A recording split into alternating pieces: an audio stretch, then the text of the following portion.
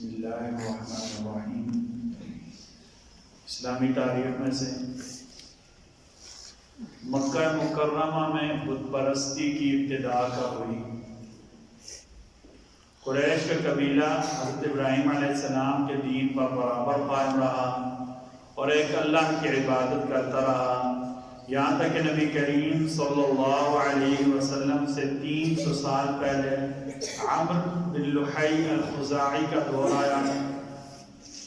عمرو مکہ کا دولت مند آدمی تھا، اس کے پاس 20,000 اونٹ تھے جو بڑی عزت کی بات تھی۔ ایک دفعہ وہ شام گیا، وہاں اس نے لوگوں کو دیکھا کہ لوگ بتوں کی پوجا کرتے ہیں۔ ان سے پوچھا ایسا کیوں کرتے ہو؟ تو انہوں نے جواب دیا، یہ ہمارے حاجت رواں ہیں، ہمارے مشکل کشا ہیں، لڑائیوں میں ہمیں فتح دلاتے ہیں، ہمارے لیے پانی برساتے ہیں۔ عمرو بن لحی کو ان کی بت پرستی اچھی لگی، اس نے وہاں سے کچھ بت لا کر خانہ کعبہ کے آس پاس رکھ دیے۔ کعبہ چونکہ عرب کا مرکز تھا، اس لیے سارے قبائل میں آہستہ آہستہ بت پرستی کا رواج ہو گیا۔ اس طرح مکہ میں بت پرستی کی شروعات عمرو بن لحی الخزاعی کے ہاتھوں سے ہوئی۔ نبی کریم صلی اللہ علیہ وسلم نے اس عمرو کے بارے میں فرمایا، میں نے عمرو بن لحی کو دیکھا کہ وہ جہنم میں اپنی آنتیں گھسیٹتا ہوا چل رہا ہے۔ یعنی بت پرستی کرنا، بتوں کو، غیر اللہ کو حاجت روا کشا ماننے کی سزا سیدھی سیدھی جہنم ہے۔ قرآن میں بھی اللہ نے کہا، انہ من یشرک باللہ فقد حرم اللہ علیہ الجنہ ومأواہ النار، جو اللہ کے ساتھ شریک کرے گا اس کے لیے جنت حرام ہے اور جہنم اس کے لیے واجب ہو جائے گی۔ ایک فرد کے بارے میں شوہر کا حق ادا کرنا۔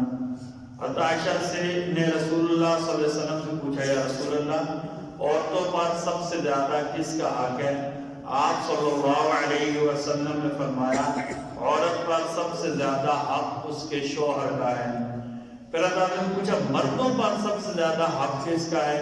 تو نبی کریم صلی اللہ علیہ وسلم نے فرمایا، مرد پر سب سے زیادہ حق اس کی ماں کا ہے۔ یعنی عورتیں اپنے خاوند کی خدمت کریں، اور مردوں پر لازم ہے کہ اگر والدہ حیات ہے تو سب سے زیادہ اپنی والدہ کا ادب بھی کریں، اپنی والدہ کی خدمت بھی کریں۔ ایک سنت کے بارے میں، ڈر گھبراہٹ یا وحشت ہو تو کیا پڑھنا چاہیے؟ ایک شخص نے کہا، یا رسول اللہ، مجھے بہت زیادہ ڈر اور وحشت محسوس ہوتی ہے، میں کیا پڑھوں؟ آپ نے فرمایا، یہ پڑھا کرو، سبحان الملک القدوس رب الملائکۃ والروح وجللت السماوات والارض بالعزت والجبروت۔ اس مقدس بادشاہ کی پاکی بیان کرتا ہوں جو فرشتوں اور روح کے رب ہیں، اسی کی عزت اور جبروت سے آسمان اور زمین میں روشنی ہے۔ ایک فضیلت اور عمل، دوستوں اور پڑوسیوں سے اچھا سلوک کرنا۔ نبی کریم صلی اللہ علیہ وسلم نے فرمایا، اللہ تعالیٰ کے نزدیک دوستوں میں سے سب سے بہتر دوست وہ ہے جو اپنے دوست کے ساتھ اچھا سلوک کرے۔ یعنی سب سے بہترین دوستی ان کی ہے جو دوست ایک دوسرے کے ساتھ اچھا سلوک کریں۔ اور فرمایا، اللہ کے نزدیک بہترین پڑوسی وہ ہے جو اپنے پڑوسی سے اچھا سلوک کرے۔ ایک گناہ کے بارے میں، حضرت عیسیٰ علیہ السلام کو خدا ماننا۔ سورہ مائدہ آیت نمبر 73 اللہ تعالیٰ فرماتے ہیں، بے شک وہ لوگ کافر ہو گئے جنہوں نے یوں کہا کہ اللہ تعالیٰ 3 خداؤں میں سے ایک ہے، حالانکہ ایک خدا کے علاوہ کوئی معبود نہیں۔ یہ لوگ ان باتوں سے باز نہیں آئیں گے تو جو لوگ ان میں سے کفر پر قائم رہیں گے ان کو ضرور دردناک عذاب ہوگا۔ طب نبوی سے اعلان، دست کا گوشت، یعنی جو کیا کہتے ہیں بکری کا اگلا حصہ ہوتا ہے اس کا گوشت۔ نبی کریم صلی اللہ علیہ وسلم کو دستی کا گوشت زیادہ پسند تھا۔ یعنی گوشت میں سے آپ صلی اللہ علیہ وسلم جو بھی مل جاتا وہ کھا لیتے، لیکن جب آپ صلی اللہ علیہ وسلم کو اختیار ہوتا تو آپ صلی اللہ علیہ وسلم اس میں سے دستی کا گوشت پسند فرماتے۔